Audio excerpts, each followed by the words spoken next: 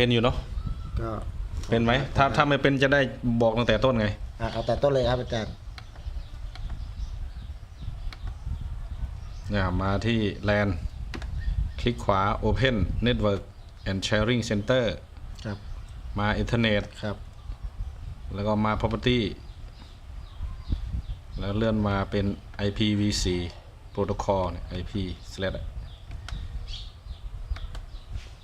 ฟิก IP ให้มัน 192.168 อ้าว number กดไหน1บอกออก192.168.1จุดอะไรก็ได้ที่ไม่ใช่20มันจะเป็น20นะของมันจะเป็น20แล้วจุด xx จุด10จุดอะไรก็ได้แต่พอดีชอบเลข9ปิดไปเรื่อยๆปิดไปเปิดเบราว์เซอร์มาเจอไหมนะครับยิงไปที่ 192.168.1.20 มันจะขึ้นความปลอดภัยมาเราไปขั้นสูงแล้วก็ไปที่จุด 1.20 ข้างล่างเลยนะ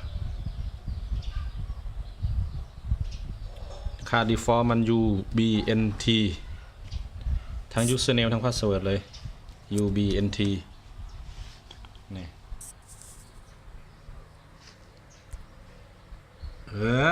อย่างนี้ไหม UBNT เลือกประเทศ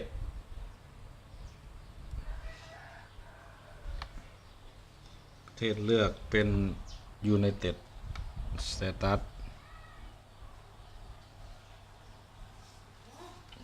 นั่งดีดิครับครับเป็น United นะนี่มาติ๊กถูก I agree ตัวนี้ยอมรับแล้วก็ล็อกอิน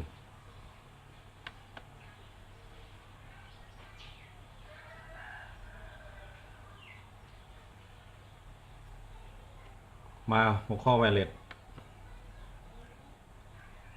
เลือกให้เป็น Access Point ถ้าเราจะเป็นทำ Repeater อีกตัวหนึ่งเราก็เลือกให้เป็น AP Repeater มันจะมีช่องให้ใส่ MAC address รีได้6ตัว Repeater ได้6ตัวอันนี้เราติ๊กออโต้ไปก่อน SHID ตัวเนี้ยที่ว่าจะตั้งชื่อนี่ AU เหรอครับตกลง AU ใช่ไหมครับมันอ่านว่าอะไร U RU ถ้า RU ก็นี่ก็ได้อาจารย์ AHAU ก็ได้มั้งหรือจะเอา AU ก็ได้ไม่เป็นเพราะเดี๋ยวผมเปลี่ยนภาษาไทยนี่แหละง่ายๆ AU เนี่ยครับ AU Wi-Fi นะครับคนเข้าใจดีคำว่า Wi-Fi ตัวนี้เป็น20 MHz Channel Width Channel Y Channel Width เนี่ยแล้วคุณจะว่าไปช่องตัวที่1เราก็เป็นช่อง1เลยครับพวกเกณฑ์พวกแอนเทนาอะไรตัวเนี้ย default ไปเลยต้องทำอะไรแต่ถ้าเราจะทำ WTS เราก็แค่ไปเอา MAC address ของอีกฝั่งหนึ่งเครื่องฝั่งหนึ่งมาใส่ในล็อกนี้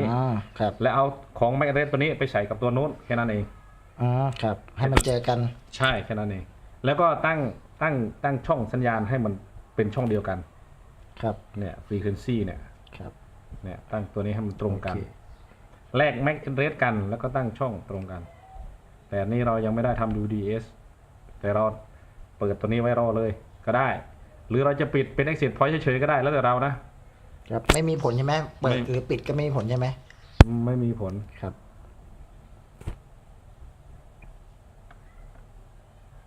แต่ถ้า WDS กันปุ๊บความเร็วต่างๆมันจะถูกแชร์ถูกหารไปเนี่ยกดเมื่อกี้กดเชงแล้วนะเมื่อกี้กดพอทำเสร็จไปกดเชงแล้วก็มันขึ้นมาให้กด apply แล้วก็เมื่อกี้ apply ไปแล้วที่จริงยังไม่ต้อง apply ก็ได้ มันรีบูตตัวเองแป๊บหนึ่งไปกด apply เร็วเกิน network ตัวนี้ตัวที่1เราให้เป็น21ไปเลยง่ายดีนี่ก็ 8.8.8.8 DNS ของ Google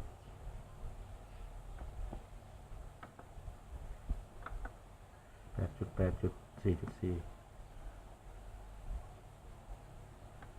apply chain apply ยังไม่ต้อง apply ค่อย apply ทีเดียว เมื่อกี้เรามือไวไปหน่อยตอนนี้ไม่ต้องให้มันทำงานออโต้หมดแล้วเซอร์วิสเอาติ๊กถูกตัวนี้ออกก็ได้ซอสไอซีเคียวอะไรเนี่ยคอนเนคชั่นเนี่ยเชนไป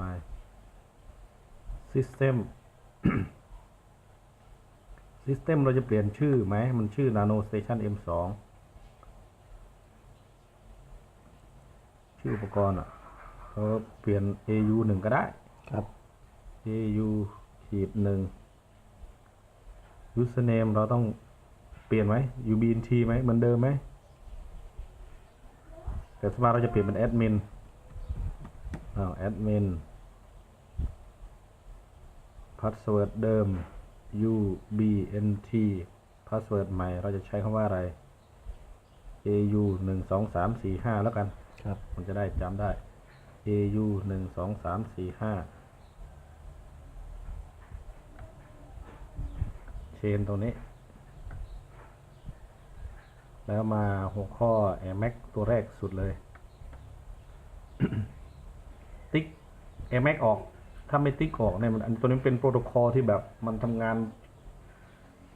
เข้ารหัสที่แตกต่างจากพวกที่โน้ตบุ๊กมันรู้จักเราต้องมาติ๊กออกแต่ในสำหรับเครื่องมันเองมันรู้จักนะก็กดเชนไปโอเคพอตั้งค่าทุกอย่างเสร็จแล้วก็มาแอพพลายทีเดียวเลยแค่นี้เองจบแล้วการตั้งไอเซตพอยต์แล้วมันก็จะวิ่งไปที่เมื่อกี้เราเปลี่ยนเป็น21ใช่ไหมไอหน้า20นี่มันก็จะเข้าไม่ได้แล้วมันต้องไปเปลี่ยนเป็น21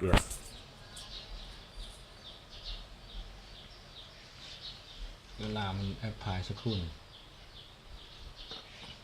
มันจะเข้าเป็น21แทนแล้วตอนนี้ครับนี่เป็น21ตอนนี้เราก็ต้องใส่เป็นแอดมินเพราะว่าเราเปลี่ยนเมื่อกี้คาร์ดิฟอร์มเป็น UBNT เนาะครับนี่เป็นแอดมินแล้วก็ AU 1 2 3 4 5